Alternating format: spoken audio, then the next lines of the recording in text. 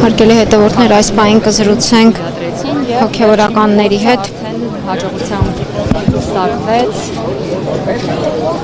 Ինչ այդ կզրուցենք Ռուբեն Մուխտարյանի հետ։ Փորձում է Հայաստանում կոտրի, սասանի, հայկականությունը պահող վերջին հենասյունը կռվի է բռնվել, մարտի է դուրս եկել, պատերազմ է հայտարարել հայ առաքելական եկեղեցուն եւ այսօր կեսօրին դուք ինքներդ տեսաք, թե ինչպես սովորական ժողովուրդը հոգևորականների հետ ուսուսի թույլ չտվեց, որպեսզի հրաման ստացած ուժայինները, ես ուժայիններն էլ, գիտեք, տեսեք, ես տեսել եմ լացող ուժայիններ, ես տեսել եմ իրենց գործը թերի փորձող կատարող ուժայիններ, որոնք հասկանում են, որ իրենք մտել են սրբություն սրբոց, իրենց հրաման են տվել մտնել սրբություն սրբոց եւ իրենք հասկանում են, որ դա շատ վատ բան է։ Եվ սովորական ժողովուրդը հոգևորականների հետ կողք կողքի կանգնած թույլ չտվեցին, որպեսզի սրբազանին կարողանան վայրենավարի, բռի կերպով, որպեսզի հոգեկան հիվանդը բավականություն ստանա, որպեսզի հոգեկան հիվանդի հոգին հերթական անգամ փառավորվի։ Թույլ չտվեց ժողովուրդը, թույլ չտվեցին հոգևորականները։ Ուսի կանգնած կրկնում եմ եւ գուցե հենց դա ինչ որ տեսակի նոր հաղորդագրություն է բոլորիս, բոլոր հայերին, ամբողջ հայ ժողովրդին, ամբողջ Հայաստանին, որ եթե մենք ուզենք ու կանգնենք մեկ անգամ, կանգնենք վճռական, տեսեք սրբազան հայրը, այն թափթփուկներ կան, չէ, գրում են պահկվում էր ժողովրդի թիկունքում, պահկվում էր մայրատորի թիկունքում, ժողովուրդը ցույց տվեց, որ կարող է պաշտպանել իր եկեղեցին, հետո սրբազանը դուրս եկավ եւ ասաց, ես ոտքով գալիս եմ, որովհետեւ ես օրինախախտ չեմ։ Ես ինչ ասել եմ, բոլոր ասածներից տերն եմ։ 1 տարի ու կես առաջ տված հարցազրույցի հիման վրա գործ հարուցել, այդ նշանակում է, որ 1 տարվա ընթացքում կամ իրավապահները լավ չեն աշխատել, կամ սա քաղաքական պատվեր է։ Իհարկե բոլորս կարծում եմ վստահ ենք, որ սա քաղաքական պատվեր է, որի հանգուցալուծումը ամենայն հավանականությամբ լինելու է երկրի գերագույն գլխավոր դավաճանի վախճանը։ Հենց նոր քաղաքական նոր լուծում է տրվել իրավիճակին, Հայաստան դաշինքից Իշխան Սաղաթելյանը հայտնել է, որ իրենք 28 ստորագրություն դրեցին իմպիչմենտի նոր գործընթացով, օրինակ Միքայել Աջապահյանի թեկնածություն առաջադրելու թղթի տակ։ Ինչ կասեք այս մասով, մինչ այդ էլ պատիվ ունեմ փաստորեն առաջադրել էր եւ հանրապետական կուսակցությունը աջակցեց Դավիթ Սահմբարձումյանի թեկնածությանը։ Սա նշանակում է, որ քաղաքական կոնսոլիդացիա կստեղծվի հենց Աջապահյանի շուրջ։ Ես կարծում եմ, այստեղ նաեւ պետք է սրբազանի կարծիքը անպայման հարցնել եւ եթե սրբազանը համաձայնվի, ես չեմ կասկածում, որ ընդդիմադիր կոնսոլիդացիայի դեպքում կլինի եւ այո երկրում կձևավորվի նոր քաղաքական օրակարգ, բայց կարծում եմ պետք է մի քիչ էլ սպասել եւ հուսանք, որ այդպես կլինի։ Փաշինյանը բավարարված չէ իրավիճակից եւ մենք այսօր տեսել ենք իմ գործընկերը մի քանի կադրում ֆիքսել է արտասվող ԱԾ-ականների։ Նրանք թաքցնում են իրենց աչքերը, որպեսզի չնկատենք արդյունքները։ Սա նշանակում է, որ ուժայինը այդուհանդերձ չի գնում հանձնարարությունը կատարելու։ Տեսեք, պայի դրությամբ այո իր իշխանությունը ուժայինների շրջանում Փաշինյանը այսպես ձևակերպեմ։ Րոպեն 1 արագությամբ գրվող ստատուսները խոսում են նրա մասին, որ կառավարական ամառանոցներում հիստերիա է տիրում, որովհետև իրենք չէին սպասում, որ ինչ էր ուզում տեսներ հոգեկան հիվանդը, ուզում էր տեսներ, որ սրբազանին, չգիտեմ, բերման են ենթարկում,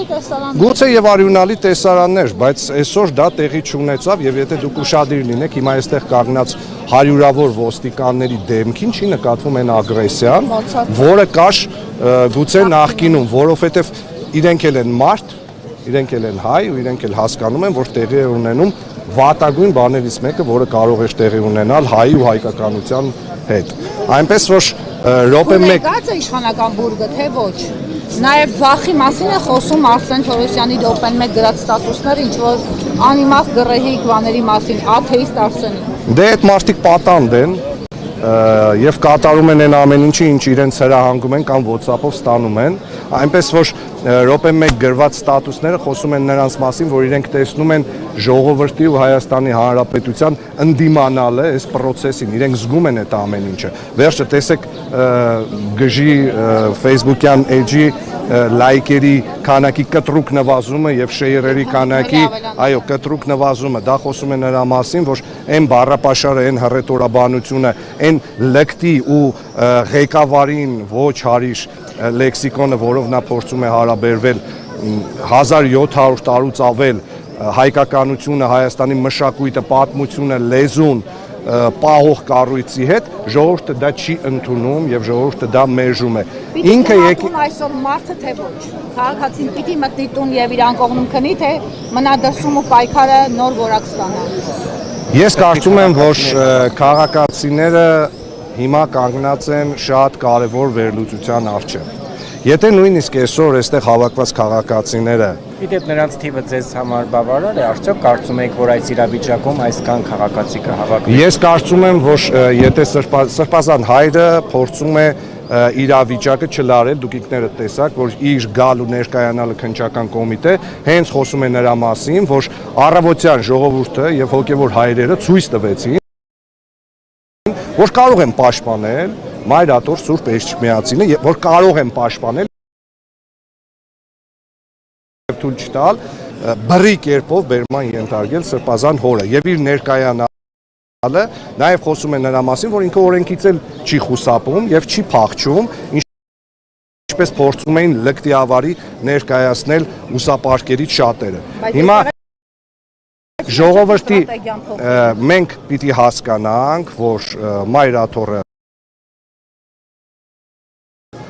իմաստուն է, Մայրաթորը գիտակցում է պահի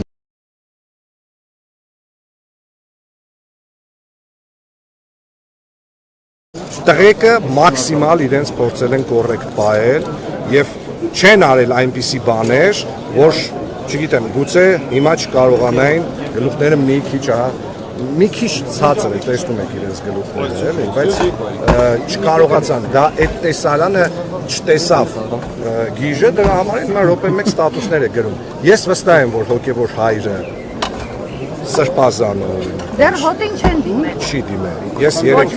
Ես երեք երեկոյան Սրբազանի հետ խոսել եմ, հարցրել եմ ինչ ես կարծում, ինչ ես մտածում, ինչ է պետք անել։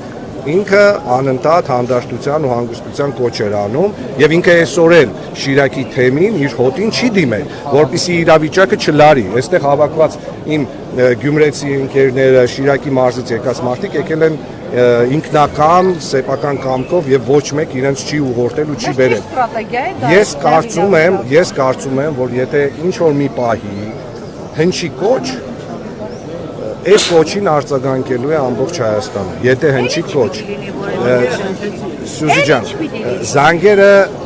կհնչեն, ես վստահ եմ կհնչեն այնպես, երբ որ պետք լինի, երբ որ հնչի ամենակարևոր կոչը։ Հիմա այս պահին պետք է սպասել, տեսնել, չնայած կանխատեսել է, մենք գիտենք ինչ է այստեղ տեղի ունենալու, բայց ես ներքին զգացողություն ունեմ, որ որոշակի քննարկումներ էլ հիմա տեղի են ունենում Մայրաթորում, սպասենք որդիաբար եւ տեսնենք ինչ է տեղի ունենալու։ Շնորհակալություն։ Հոգեորականները կարծես միասնական աղոթք են հիմա պատրաստում, ճիշտ եք հասկանում։